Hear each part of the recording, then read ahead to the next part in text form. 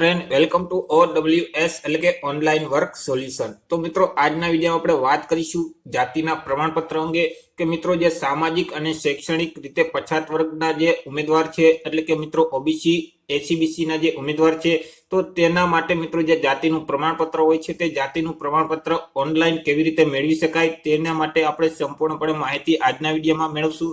તો મિત્રો વિડીયોની શરૂઆત કરીએ તે પહેલા મિત્રો વિડીયો ગમે તો અવશ્ય લાઈક કરી દેજો, તમારા મિત્ર સુધી શેર કરી દેજો, ચેનલમાં નવા હોય તો અવશ્ય ચેનલને સબસ્ક્રાઇબ કરી દેજો। તો ચાલો મિત્રો વિડીયોની શરૂઆત કરીએ। તો સૌથી પહેલા મિત્રો તમારે તમારા મોબાઈલમાંથી અથવા તો લેપટોપ કે પીસીમાંથી કોઈ પણ એક ઇન્ટરનેટ બ્રાઉઝરને ઓપન કરી લેવાનું રહેશે અને ત્યાં સર્ચ બોક્સમાં ટાઈપ કરવાનું રહેશે ડિજિટલ ગુજરાત।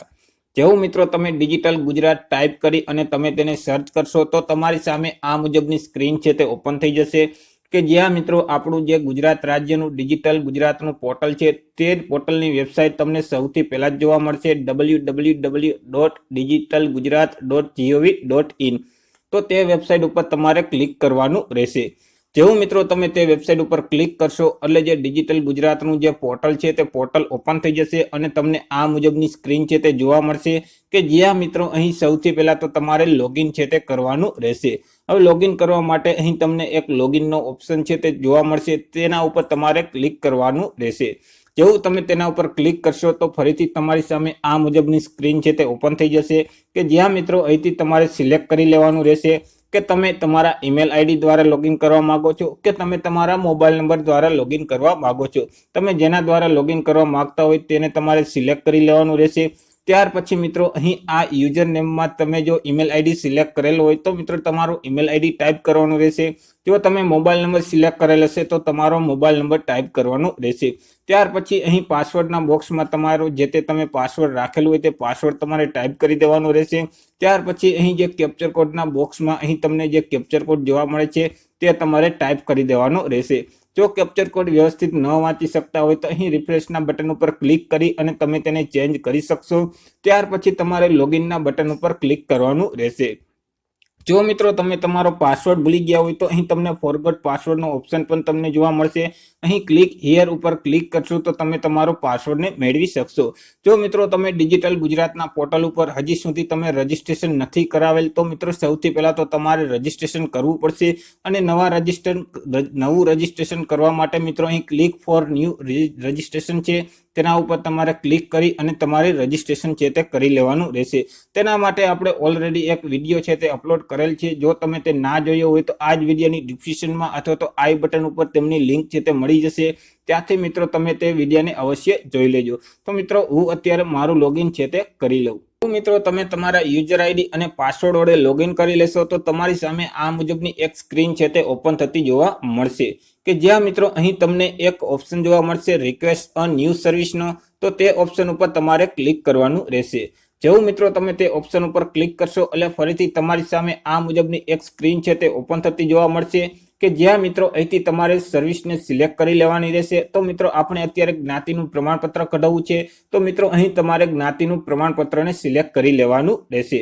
જેવું તમે તે જ્ઞાતિનું પ્રમાણપત્ર સિલેક્ટ કરશો એટલે અહીં જે ડિજિટલ ગુજરાતના પોર્ટલના માધ્યમથી જેટલી જ્ઞાતિના પ્રમાણપત્ર માટે ઓનલાઈન અરજી કરી શકાય છે તેનું લિસ્ટ છે તે તમને અહીં જોવા મળશે। તો મિત્રો તેમાંથી અહીં તમે સામાજિક અને શૈક્ષણિક રીતે પછાત વર્ગનું પ્રમાણપત્ર તેનો પણ તમે ઓપ્શન જોઈ શકશો। તો તે ઓપ્શન ઉપર તમારે ક્લિક કરી દેવાનું રહેશે।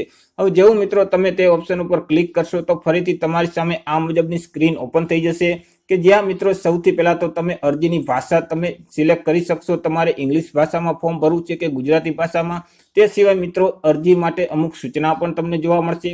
તે સિવાય મિત્રો અરજી સાથે તમારે કયા કયા આધાર પુરાવા જોશે તેનું લિસ્ટ પણ તમને જોવા મળશે। તો મિત્રો તમારે એક રહેઠાણનો પુરાવો આપવો પડશે। હવે મિત્રો અહીં જેટલા ડોક્યુમેન્ટ આપેલ છે તે તમારે વાંચી લેવાના રહેશે, તેમાંથી તમારે કોઈ પણ એક રહેઠાણના પુરાવા તરીકે કોઈ પણ એક ડોક્યુમેન્ટ આપવાનું રહેશે।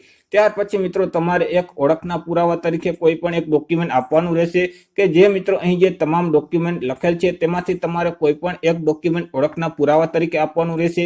ત્યાર પછી મિત્રો તમારે એક જાતિને લગતો જે પુરાવો હોય છે તે પણ તમારે આપવાનો રહેશે। તો અહીં જેટલા ડોક્યુમેન્ટ લખેલ છે તેમાંથી કોઈ પણ એક ડોક્યુમેન્ટ તમારા જાતિને લગતા પુરાવા તરીકે આપવાના રહેશે। તે સિવાય મિત્રો તમે મૂળ ગુજરાત રાજ્યના જ છો તેનું તમારે પ્રમાણપત્ર છે તે પણ મિત્રો તમારે આપવાનું રહેશે। ત્યાર પછી મિત્રો અહીં જે ડિક્લેરેશન આપેલ છે તેને તમારે એક્સેપ્ટ કરી લેવાનું રહેશે, એટલે અહીં તમારે ટિક કરી દેવાનું રહેશે। અહીં તમારો જે તે આધાર કાર્ડ નંબર હોય છે તે આધાર કાર્ડ નંબર મિત્રો અહીં તમારે લખવાનો રહેશે। ત્યાર પછી અહીં સેવા લેવા માટે તે બટન ઉપર તમારે ક્લિક કરવાનું રહેશે। જેવું તમે તે બટન ઉપર ક્લિક કરશો એટલે તમને એક રિક્વેસ્ટ આઈડી નંબર છે તે આપી દેવામાં આવશે। તે સિવાય મિત્રો તમને એક એપ્લિકેશન નંબર છે તે પણ તમને અહીં આપી દેવામાં આવશે કે જે નંબર મિત્રો તમારે સાચવીને રાખવાનો રહેશે, કારણ કે આગળ જતા તમારે જો આ તમે અરજી કરો છો તેને લગતી તમારે કોઈ પણ માહિતી જોતી હશે તો તમારી પાસે રિક્વેસ્ટ આઈડી નંબર અથવા તો એપ્લિકેશન નંબર નહીં હોય તો મિત્રો તમને તે માહિતી મળી શકશે નહીં। ત્યાર પછી અહીં જે ચાલુ રાખો તે બટન ઉપર તમારે ક્લિક કરવાનું રહેશે। હવે જેવું મિત્રો તમે તે બટન ઉપર ક્લિક કરશો એટલે ફરીથી તમારી સામે આ મુજબની સ્ક્રીન છે તે ઓપન થઈ જશે। ત્યાર પછી મિત્રો તમે નીચે સ્ક્રોલ કરશો તો અહીં તમારે અરજદારની માહિતી છે તે તમારે ફિલ કરવાની રહેશે। તો મિત્રો સૌથી પહેલા જે ટાઇટલ હશે તે સિવાય તમારી જે સરનેમ હશે અને તમારું નામ હશે તે મિત્રો અહીં ઓટોમેટિક આવી જશે। તે તમે જે પ્રોફાઇલમાં લખેલ હશે તે પ્રમાણે તેમાં તમને કોઈ પણ પ્રકારનો સુધારો વધારો કરવા દેશે નહીં। તે સિવાય તમારા પિતા અથવા તો પતિનું જે નામ હોય તે મિત્રો અહીં તમારે લખી દેવાનું રહેશે। તે સિવાય તમારું જે તે સરનામું હોય છે તે સરનામું મિત્રો અહીં તમારે લખી દેવાનું રહેશે। અહીંથી મિત્રો તમારો જે તે જિલ્લો હોય તેને તમારે સિલેક્ટ કરી લેવાનો રહેશે। ત્યાર પછી તમે જેવો જિલ્લો સિલેક્ટ કરશો એટલે તે જિલ્લાની અંદર જેટલા તાલુકા આવેલ હશે તેનું લિસ્ટ અહીં તમને જોવા મળશે। તેમાંથી તમારો જે તે તાલુકો હોય તેને સિલેક્ટ કરી લેવાનો રહેશે। ત્યાર પછી તમે જે તાલુકો સિલેક્ટ કરેલ છે તેની અંદર જેટલા ગામડા આવેલ હશે તેમાંથી તમારું જે તે ગામ હોય તેને તમારે સિલેક્ટ કરી લેવાનું રહેશે। ત્યાર પછી મિત્રો જો તમે ઈમેલ આઈડી યુઝ કરતા હોય તો તમે અહીં તમારું ઈમેલ આઈડી છે તે લખી શકો છો। ત્યાર પછી મિત્રો તમારું જે મોબાઈલ નંબર હોય છે તે મિત્રો અહીં પ્રોફાઇલમાં તમે જે રીતે મોબાઈલ નંબર ટાઈપ કરેલ હશે તે અહીં ઓટોમેટિક આવી જશે। તેમાં મિત્રો તમને કોઈ પણ પ્રકારનો ફેરફાર કરવા દેશે નહીં। ત્યાર પછી મિત્રો અહીં આગળ વધો તે બટન ઉપર તમારે ક્લિક કરી દેવાનું રહેશે। ત્યાર પછી મિત્રો જેવું તમે આગળ વધો તે બટન ઉપર ક્લિક કરશો તો ફરીથી તમારી સામે આ મુજબની સ્ક્રીન છે તે ઓપન થઈ જશે કે જ્યાં મિત્રો અહીં સૌથી પહેલા તો તમારા જે પિતા છે તેની માહિતી તમારે આપવાની રહેશે। જેમ કે મિત્રો અહીં જે પિતાનું પૂરું નામ છે તે પૂરેપૂરું નામ અહીં લખી દેવાનું રહેશે। ત્યાર પછી મિત્રો અહીં પિતા સાથે શું સંબંધ છે એટલે કે મિત્રો પુત્રનો સંબંધ છે કે પુત્રીનો તે તમારે અહીંથી સિલેક્ટ કરી લેવાનું રહેશે। ત્યાર પછી તમારી જે માતા હોય છે તેનું અહીં પૂરેપૂરું નામ છે તે તમારે લખી દેવાનું રહેશે।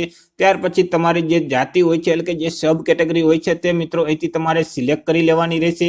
ત્યાર પછી પિતાની જાતિ કઈ છે તે મિત્રો અહીંથી તમારે સિલેક્ટ કરી લેવાની રહેશે। ત્યાર પછી મિત્રો આ જે જાતિનું પ્રમાણપત્ર છે તે મેળવવાનો હેતુ શું છે તે હેતુ અહીં તમારે લખી દેવાનો રહેશે।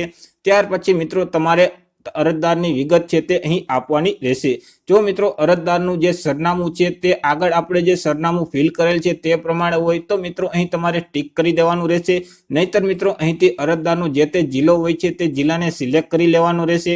ત્યાર પછી અહીંથી તમારે જે તે તમારો તાલુકો લાગુ પડતો હોય તે તાલુકાને સિલેક્ટ કરી લેવાનો રહેશે।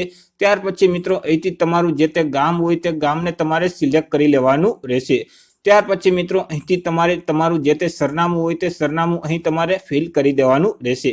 ત્યાર પછી નીચે તમારા પિતાનું સરનામું છે તે મિત્રો અહીં તમારે આપવાનું રહેશે। જો મિત્રો તમે ગુજરાત બહારના વ્યક્તિ હોય તો મિત્રો અહીં તમારે ટિક કરી દેવાનું રહેશે। જેવું તમે ટિક કરશો તો મિત્રો તમારે તમારા પિતાનું જે તે રાજ્ય હોય છે તે રાજ્ય તમારે અહીંથી સિલેક્ટ કરી દેવાનું રહેશે। અને તમે રાજ્ય સિલેક્ટ કરશો ત્યાર પછી રાજ્યનું જે નિવાસ સરનામું છે તે એડ્રેસ મિત્રો અહીંથી તમારે ટાઈપ કરી દેવાનું રહેશે।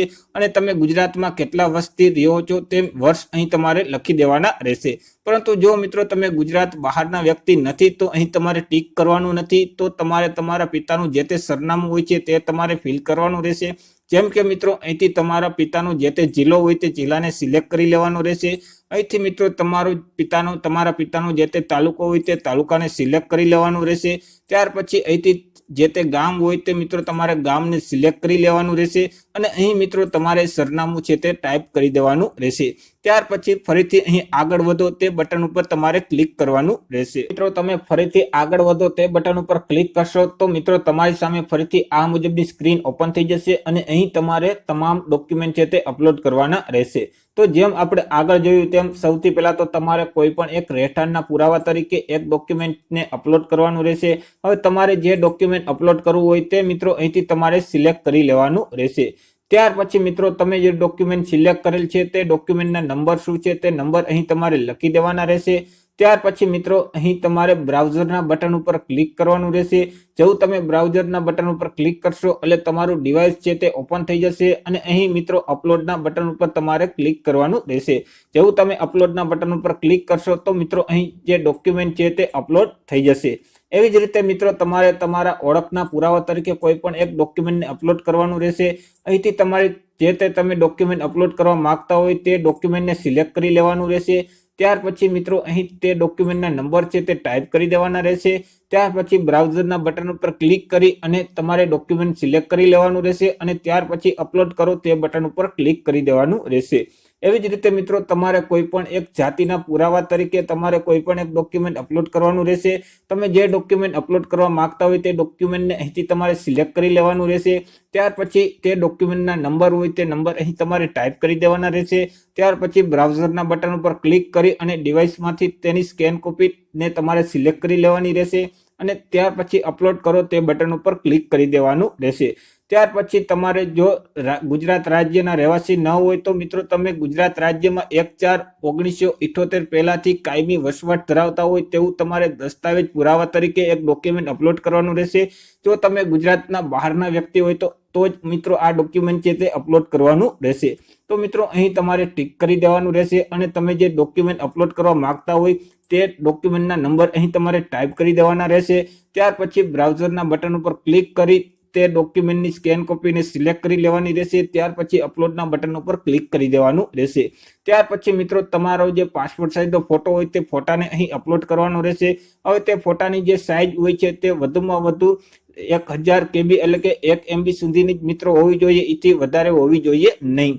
તો મિત્રો ફોટાને અપલોડ કરવા માટે પણ તેવી જ રીતે બ્રાઉઝરના બટન ઉપર ક્લિક કરી તમારા ડિવાઇસમાંથી તમારો જે પાસપોર્ટ સાઇઝનો સ્કેન કરેલ ફોટો છે તેને સિલેક્ટ કરી લેવાનો રહેશે. ત્યાર પછી અપલોડના બટન ઉપર ક્લિક કરી દેવાનું રહેશે.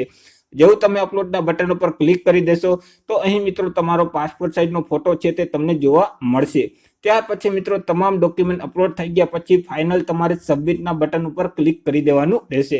જેવું મિત્રો તમે સબમિટના બટન ઉપર ક્લિક કરી દેશો એટલે તમારી અરજી છે તે અહીં મિત્રો સબમિટ થઈ જશે અને ત્યાર પછી તમારી અરજીની પ્રિન્ટ છે તે તેની પ્રિન્ટ તમારે કાઢી લેવાની રહેશે અને તે પ્રિન્ટ તમે કાઢી અને મિત્રો તમારી અરજી મંજૂર થઈ જશે. એટલે મિત્રો જે તે જનસેવા કેન્દ્ર હોય છે ત્યાં તમારે તે અરજીની પ્રિન્ટ લઈને જવાની રહેશે અને સાથે સાથે તમે જે ડોક્યુમેન્ટ અપલોડ કરેલ છે તેની નકલ પણ તે પ્રિન્ટની સાથે જોડવાની રહેશે અને તમારા જે જનસેવા કેન્દ્ર છે ત્યાંથી તમારે જાતિનું જે તે પ્રમાણપત્ર હોય છે તે જાતિનું પ્રમાણપત્ર મેળવી લેવાનું રહેશે. તો મિત્રો આશા રાખું છું કે આ વિડીયો તમને પસંદ પડ્યો હશે. તો મિત્રો વિડીયો પસંદ પડ્યો હોય તો અવશ્ય તમને લાઇક કરી દેજો, તમારા મિત્ર સુધી શેર કરી દેજો. ચેનલમાં નવા હોય તો અવશ્ય ચેનલને સબસ્ક્રાઇબ કરી દેજો. હજુ પણ તમને કોઈ પણ પ્રકારનો પ્રશ્ન હોય તો અવશ્ય નીચે કોમેન્ટ બોક્સમાં જરૂર જણાવજો. તો ફરી મળીશું એક નવા ટોપિક સાથે એક નવા જ વિડીયોમાં. ત્યાં સુધી જય હિન્દ.